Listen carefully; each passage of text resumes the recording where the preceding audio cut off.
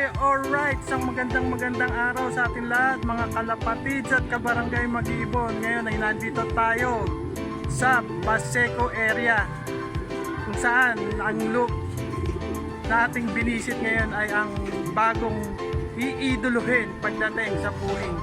Aspiring pooling king din to, itong ating pinuntahan. Mamaya kausapin natin siya.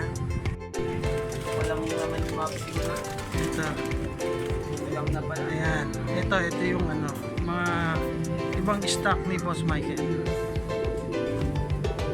Yan ang mga pinagkukunan ng mga kanilang warrior. Siya na, medyo madilim.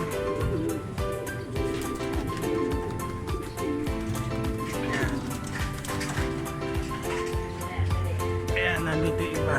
Ayan. Ibang barako.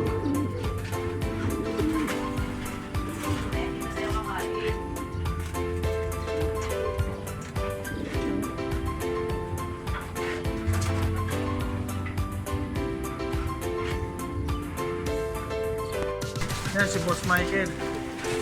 Nagpapatuka na. One day, one eat pa nga to eh. Kaya maganda kumain eh. No? Ayan. One day eat daw yung mga yan. One day eat yan. Kaya magaganda rin kumain. Parang yung narinig ko sa isang vlogger, mas matibay daw pag one day eat ang ibon. Ito yung ibang niya na tuturuan, mga future warrior.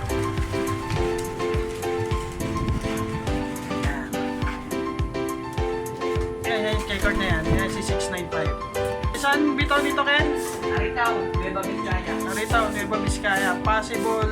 Third place central. Second place, four laps. Saan yung nakaraan nito, Ken? Tape.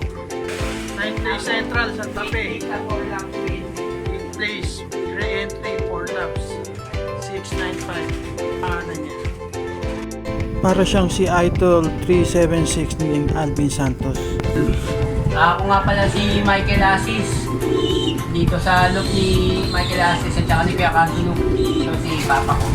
Ako pala si Kuya Cardulog ng Paseco. Maliit pa si Michael, talagang nangangalapati na ako. Yan ang ginamit ko sa pagpabinyag sa kanya nung manalo ako sa karera sa Kalapati. Nasa ano pa ako noon, lumbos ko pa ako noon sa may malapit sa Perla. Okay. Bata pa rin ako, elementary pa lang. Nahiligan ko na magkalapati. Ayun yung happy ni Papa.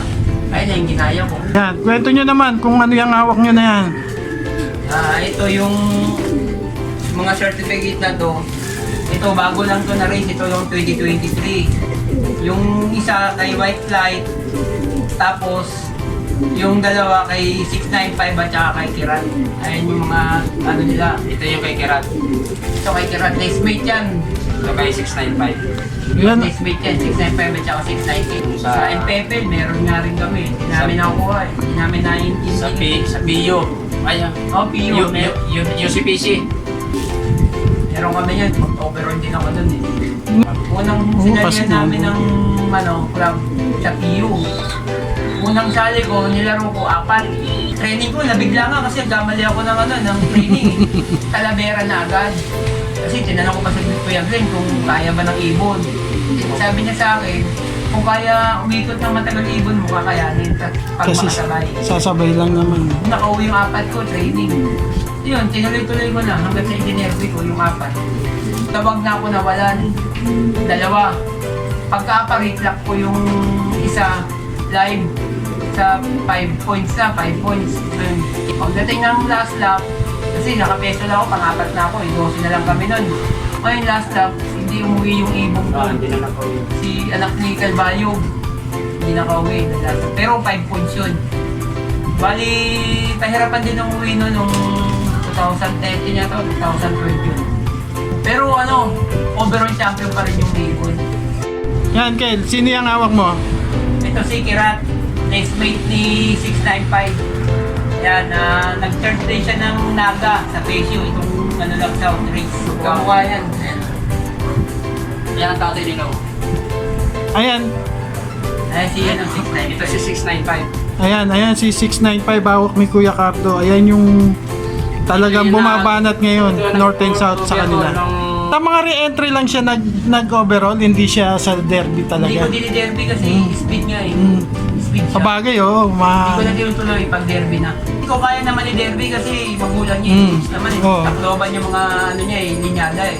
Gusto ko lang kasi nanghihinayang ako. Alin ang trophy ni 695 dyan, tay? Siyempre ito. Yan. Yan. Meron pa Hawakan mo yung trophy ni Kirat. Ayan yung dalawang ibon nila na mag-nestmate na parehong kapatid. may achievement. Full sibling yan. Opo. Si Kirat at saka si 695. Ngayon, ang pinambabanat nila ngayon is si 695. Galing ng South yan. South Panrace. Back to back. Ibinalikwas nila ngayon ng Norte. Nung unang karera niyan, malayong resulta. Hindi, yung pangalawa medyo lumalapit na siya. Santa Fe, nag 9th place na. Yun. Tapos ngayon, possible second. Tsaka third. Siya. Susunod, champion na yan. Kanino nang galing yung una yung bloodline na ibon? Yung unang-una na bloodline ng ibon ko, binigay lang sa akin yun. Dampot lang sa Divisoria. Brown ang kulay niya. Oh, kasi yung Checkered brown. Brown checkered. yun, tapos Bigay na naman yung kalbayog. Kalbayog. Huli naman sa Binondo naman. Mga unknown line sila pero bumabanat yung anak, no? Ito, bago ko na binili yan. David Mariano. Tapos yung Goki dito. Apat na lahi ngayon dito sa Kuya Cardo Loop na pwedeng pambanggaan talaga. Yung Goki, yan, overall na rin yung anak niyan sa Pesyo. Okay. Okay, tapos yung Stitch, Stitch. tsaka tong Dilos Reyes brother.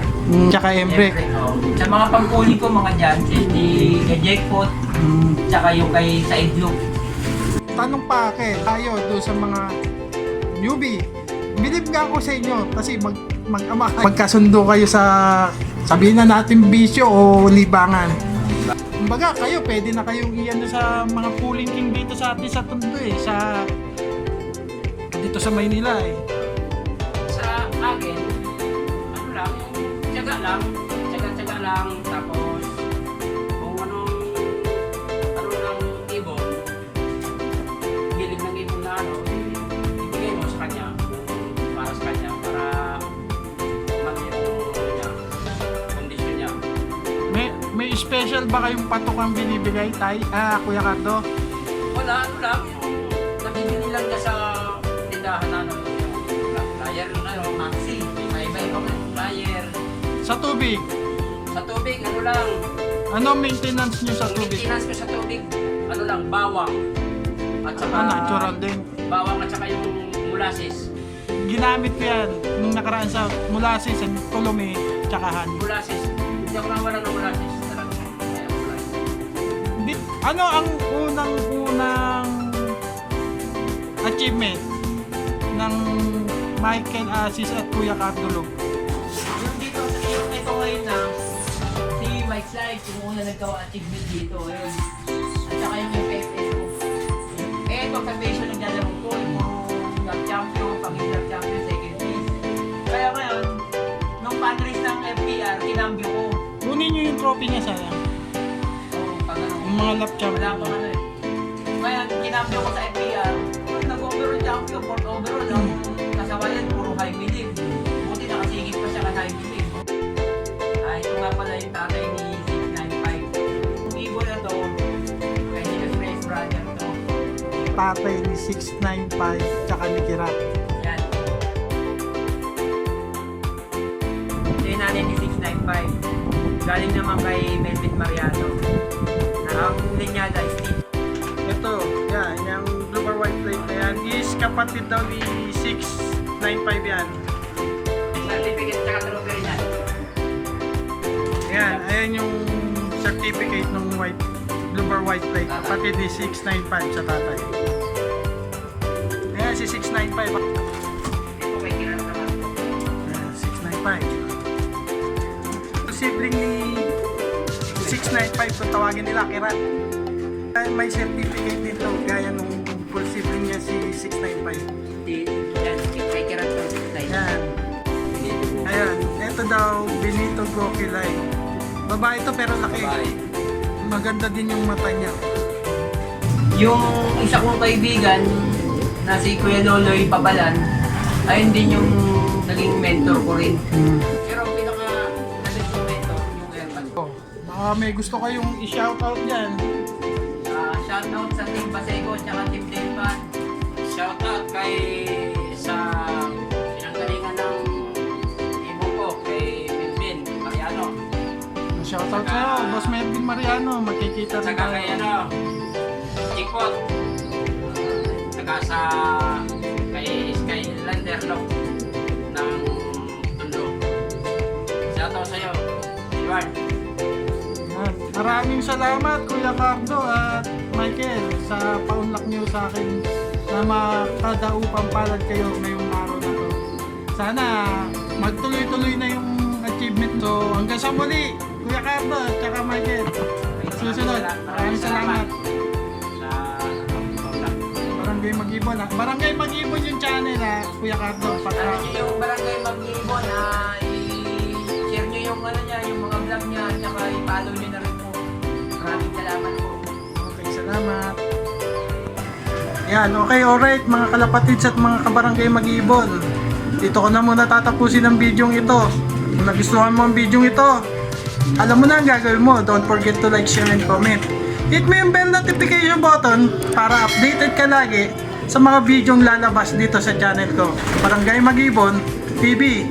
Hanggang sa muli, good luck, happy flying, at ingat sa mga kabarangay Mag-ibon at mga kalapatids.